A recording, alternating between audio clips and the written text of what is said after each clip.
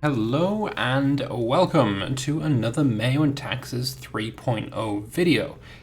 And yeah, it has been a long time since we last had one of these. In fact, it was back in February, the 4th of February, that I last uploaded a video about MEIOU and Taxes 3.0 because that's when the last bloody dev diary came out.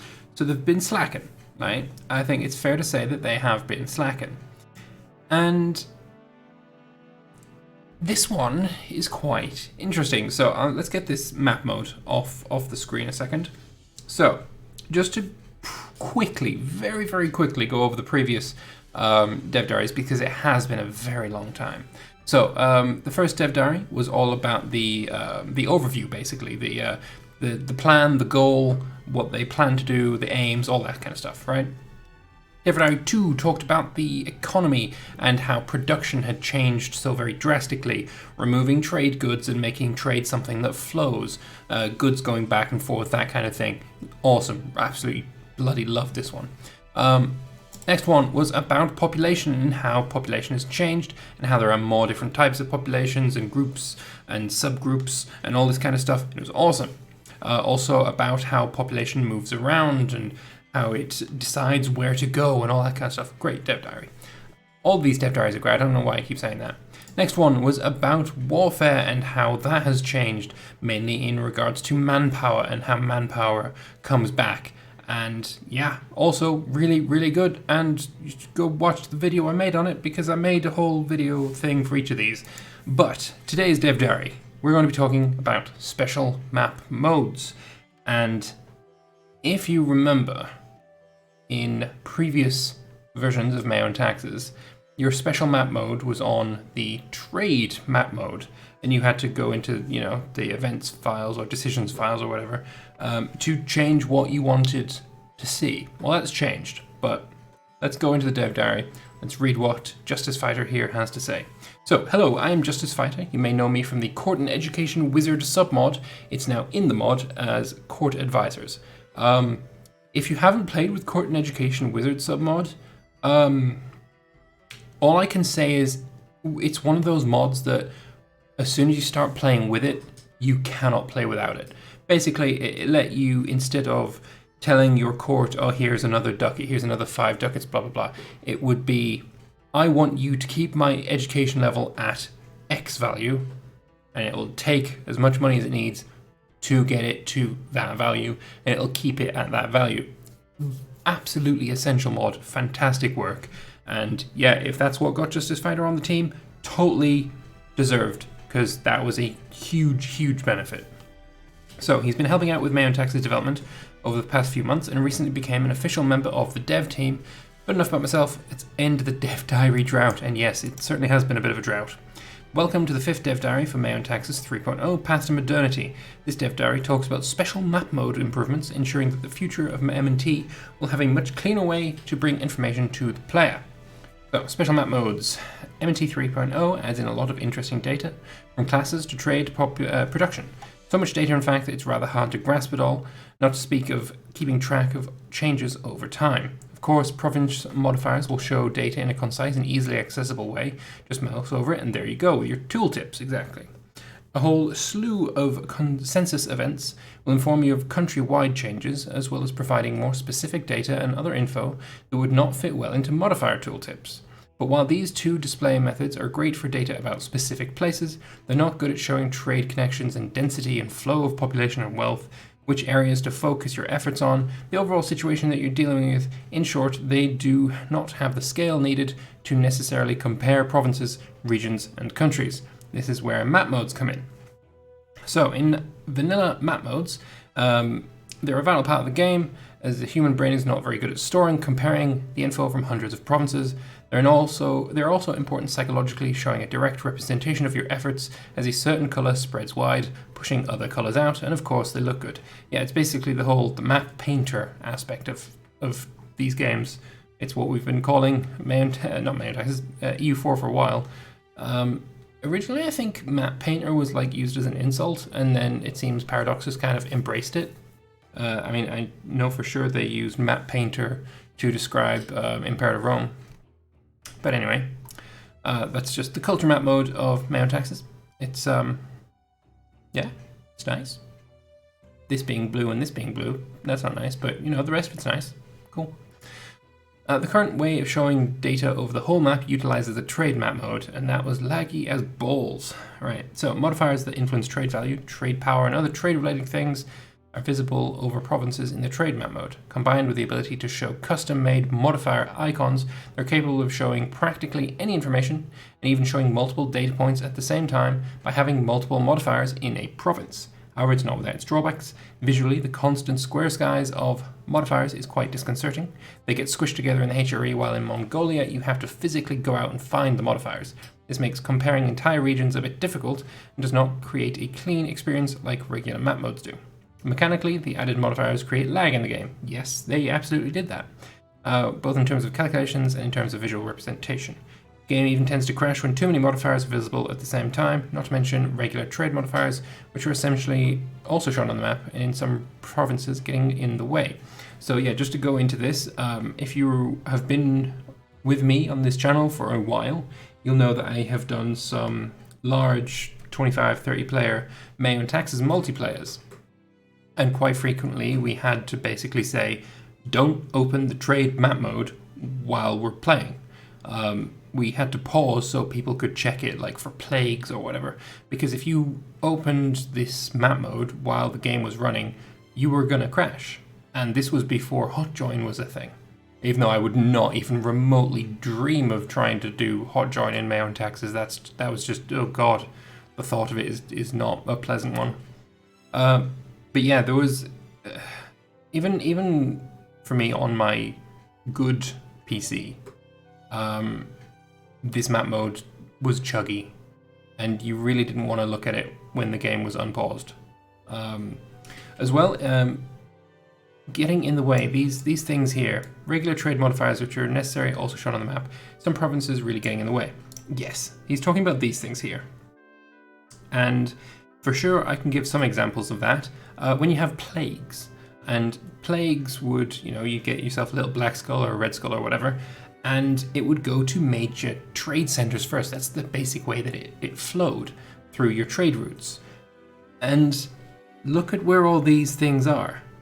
Over Barcelona, over Genoa, over Venice. These are the places that are going to be really affected by plague. And so there was sometimes that you just didn't see it because no matter how much you zoomed in or out or whatever, you couldn't see the modifier beneath this little box, which was kind of infuriating. So yeah, that was bad. And on the subject of plagues, I will be talking about plagues later on in this diary. So they won't, I will. Right. So for MNT 3.0, a great opportunity opened up. With production being completely reworked into provincial production slots, the basic vanilla trade good were all but useless. Maybe they can be repurposed somehow.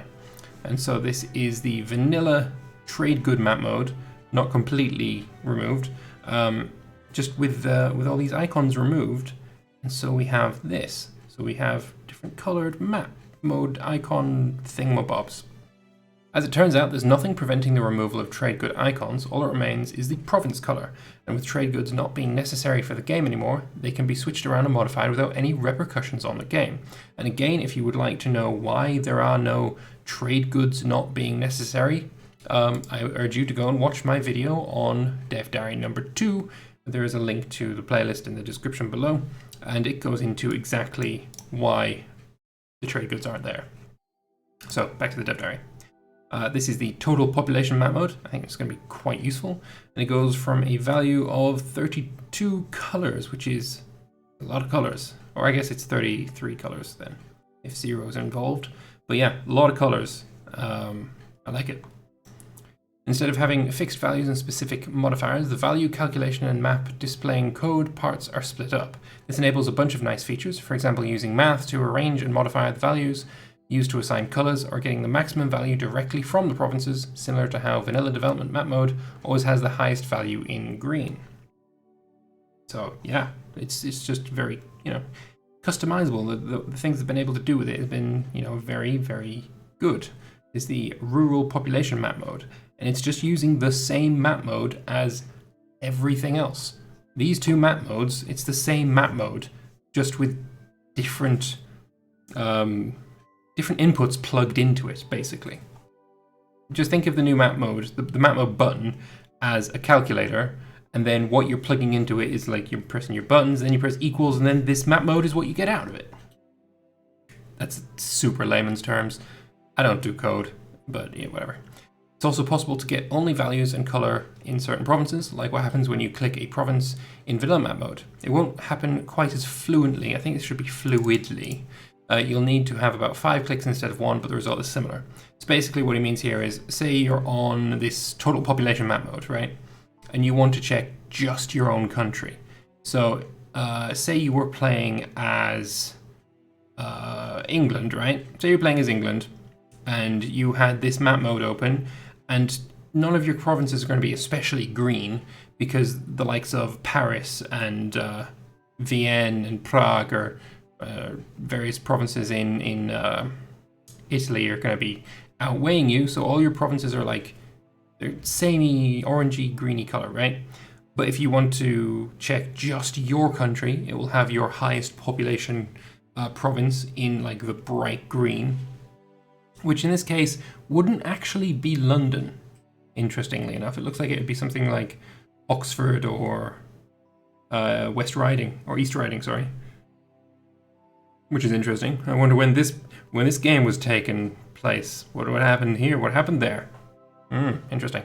But yeah, so basically the same thing there. You can check just your own country and have the color values coded to only your own country, but it's going to take more than just clicking on your country. It's going to take you about 5 clicks instead of the 1. With this in hand, there are some features that make special map modes, in my opinion, in some ways superior to vanilla map modes. Special Map Modes 2.0 is completely customizable. Completely customizable. Yes. The new Special Map Mode menu lets you combine any data type with any value calculation, any map scope, and any color scale. You have the freedom to look at specific countries, to compare only European provinces, to organize the values on a logarithmic or linear scale, the freedom to have any data shown in red to green to blue to black, rainbow colors even, and the ability to quickly change any individual setting of the map mode. That is phenomenal. It really is. Like, you can do anything. And a bit later, I think if I open Discord now, you'll be able to see it, but I have been in communication with Justice Fighter here, and he's told me how many different map modes there are. So I don't want to open Discord here though, because you'll see the rest of our conversation, which is private. But anyway, yeah, there's so many map modes. You can do so much. So we have just changing the color scale. This is from red to black. This is, I guess, green to red. And you can obviously do blue to black. And then here we have the one as before. Being able to choose any color scale means that special map modes are fully usable for colorblind people. The map mode resolution can be changed from 33 distinct colors at a maximum down to only 5 distinct colors, which does not look as good, but makes province comparisons much easier. At this point, vanilla mechanic of the trade good map mode comes in very handy. Clicking on provinces will highlight all provinces with the same trade good, i.e. all provinces with that specific value range. So here we have the picture that I showed you earlier. I can actually just chuck that one on there.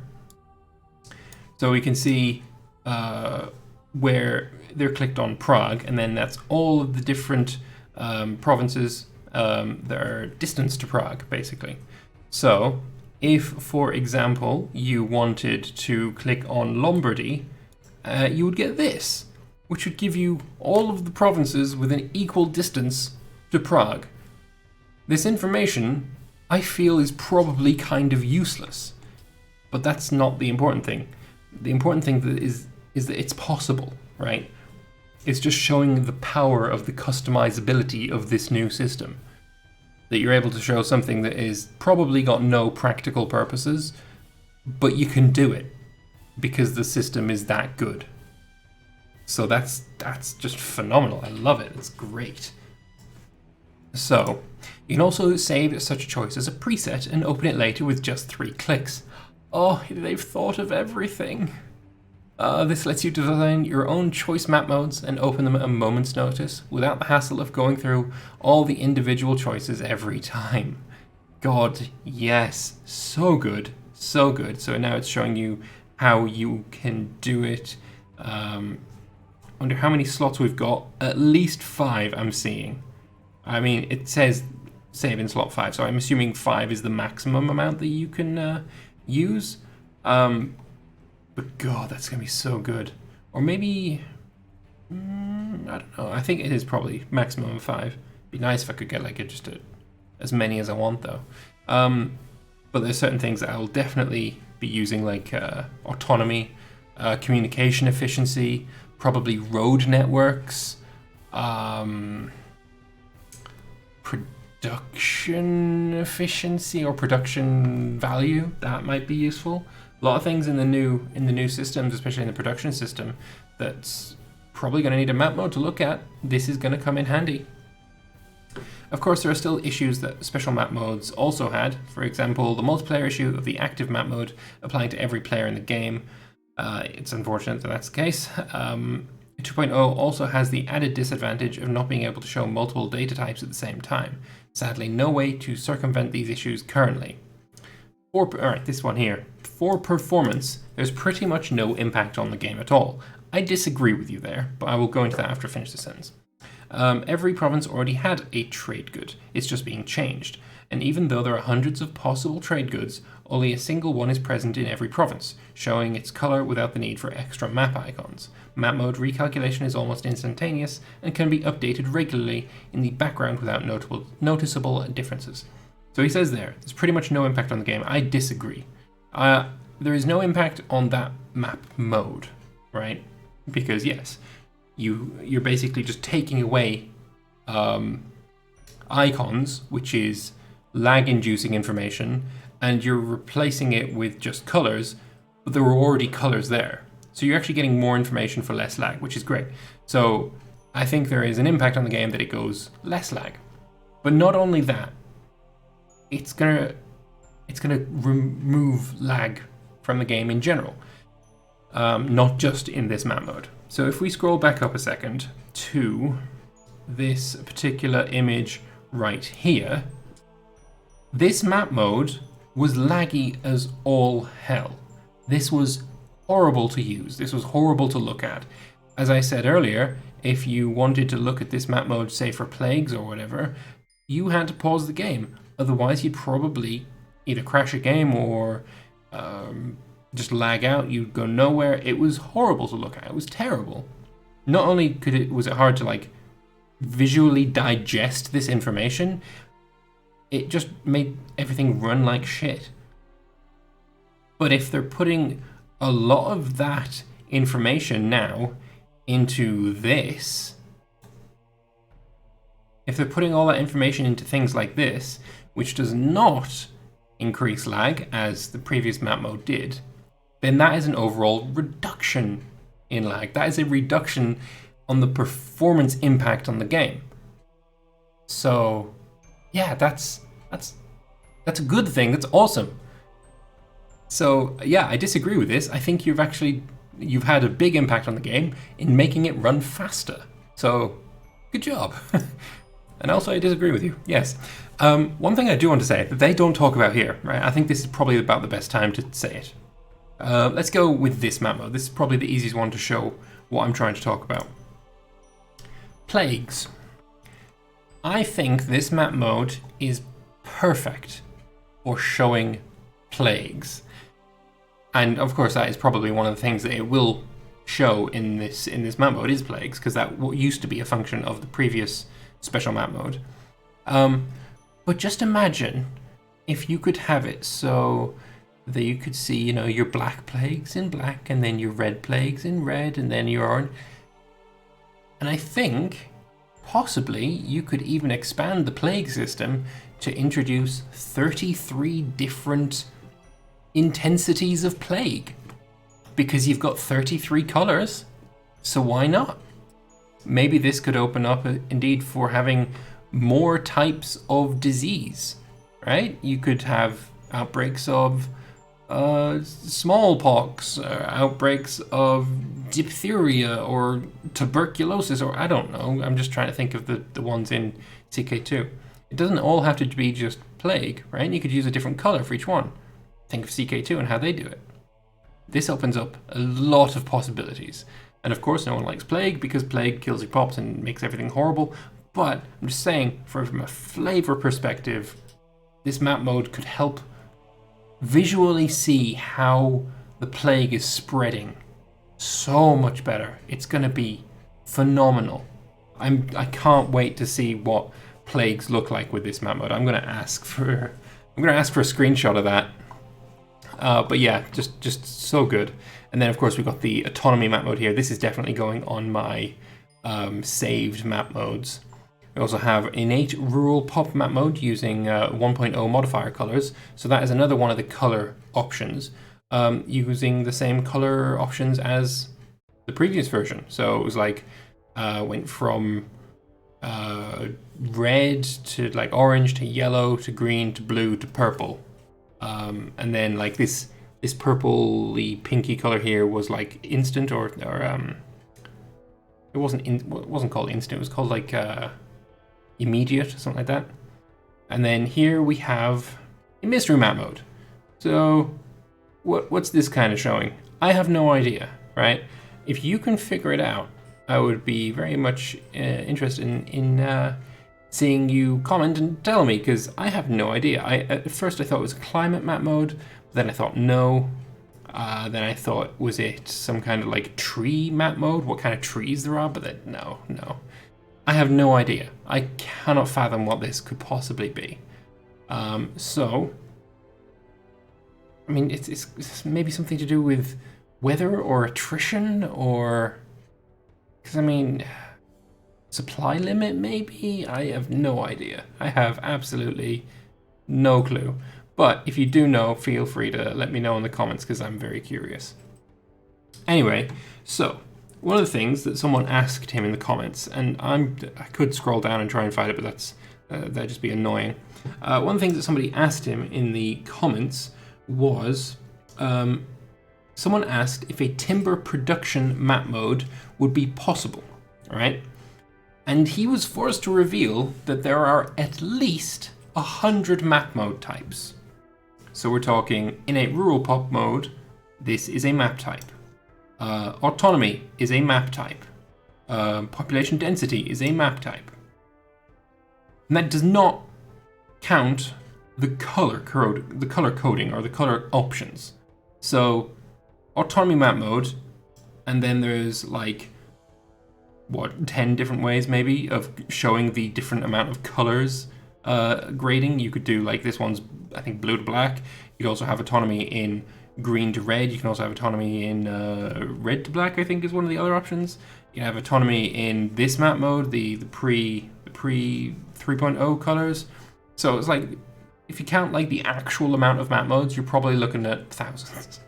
Because of course you are, because that's fucking mental. These guys are insane. But yeah, there's a lot. There is a lot, and this is a huge